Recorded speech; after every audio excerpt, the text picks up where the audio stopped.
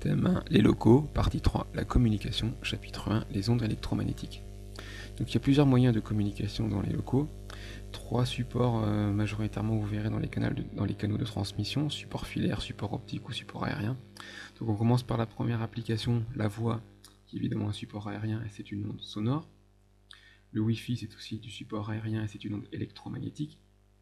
Les télécommandes c'est souvent du support optique parce que c'est une lumière infrarouge.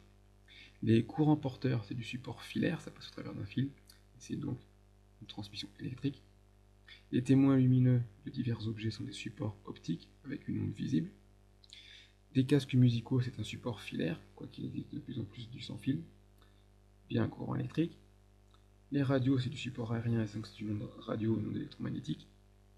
Le téléphone fixe, c'est un support filaire, au moins jusqu'à la ligne, jusqu'à chez vous, via courant électrique. Et enfin, le téléphone portable, c'est un support aérien à l'aide d'une onde électromagnétique. Alors, il faut savoir sur une onde électromagnétique que c'est capable de se propager dans le vide, contrairement aux ondes mécaniques, qui nécessitent de la matière. Les exemples les plus connus d'ondes mécaniques sont les vagues à la surface de l'eau, une hola dans un stade, une onde sonore pour communiquer. Il faut remarquer que notamment dans une hola dans un stade, surtout il n'y a pas de déplacement de matière. Il y a déplacement d'énergie mais pas de déplacement de matière. Du coup c'est pour ça que pour une onde on parle de célérité au lieu de vitesse, et c'est pour ça que la vitesse de la lumière a son abréviation qui commence par lettre C. Une onde électromagnétique, c'est la composition d'un champ électrique et d'un champ magnétique.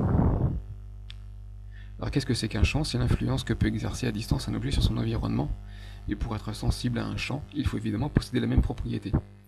Par exemple, comme vous avez une masse, vous êtes sensible à la gravitation de la Terre. Si vous étiez aimanté, vous subiriez des variations, des forces de la part du pôle magnétique de la Terre. Et enfin, si on était chargé électriquement, une charge électrique est déviée dans un champ électrique. On s'intéresse tout d'abord au champ électrique. Donc c'est l'influence que peut exercer une charge électrique sur une autre charge. Donc plus la charge électrique est importante et plus le champ généré sera important, mais il diminue avec la distance. La tension électrique, c'est la grandeur qui traduit l'accumulation électrique. Le champ électrique est noté E majuscule et il se mesure en volts par mètre. Le champ magnétique, lui, caractérise l'influence que peut exercer une charge électrique en mouvement, car les charges électriques en mouvement génèrent un champ magnétique. Et c'est donc pour ça que la Terre a un champ magnétique, c'est tout simplement parce qu'il y a des particules chargées qui circulent en son sein. Plus le courant est important et plus le champ généré sera important. Mais pareil, il diminue avec la distance. Le champ magnétique, il est noté B, il se mesure en ampères par mètre, mais il y a une unité qui est reconnue, qui s'appelle le Tesla, noté T majuscule, en lien avec le célèbre inventeur serbo-américain. Alors attention, donc les deux vecteurs E et B des champs électriques et magnétiques sont perpendiculaires à la direction de propagation. On parle d'ondes transversales. Ils sont évidemment périodiques dans le temps et dans l'espace. Donc vous pouvez voir à la gauche du schéma des E et B, donc le champ électrique c'est vers le haut, le champ magnétique c'est plutôt vers la gauche, et donc on peut schématiser une longueur d'onde. Et donc ces deux variations sont en phase, elles sont maximales, minimales et nulles simultanément. Il y a un lien entre les deux intensités. Le rapport de E sur B, le champ électrique sur le champ magnétique, c'est tout simplement égal à la célérité de la lumière, C. Alors on peut polariser certaines ondes, c'est assez connu dans les ondes visibles, avec des lunettes polarisées. Donc les polarisations linéaires horizontales, c'est plutôt pour les antennes râteaux, même si ça c'est de moins en moins. Les polarisations linéaires verticales, c'est plutôt pour les ondes radio. Toutes les antennes radio sont verticales. Et plus votre antenne en général sur votre voiture est verticale, et mieux vous captez. Et enfin, il y a les polarisations elliptiques, mais ça reste très exceptionnel. Alors évidemment, dans une lésion hertzienne avec les ondes radio, on s'intéresse à la puissance de rayonnement d'une antenne P0 qui se mesure forcément comme une puissance en watts. Ça rayonne dans toutes les dimensions, donc on peut faire une sphère autour de l'antenne.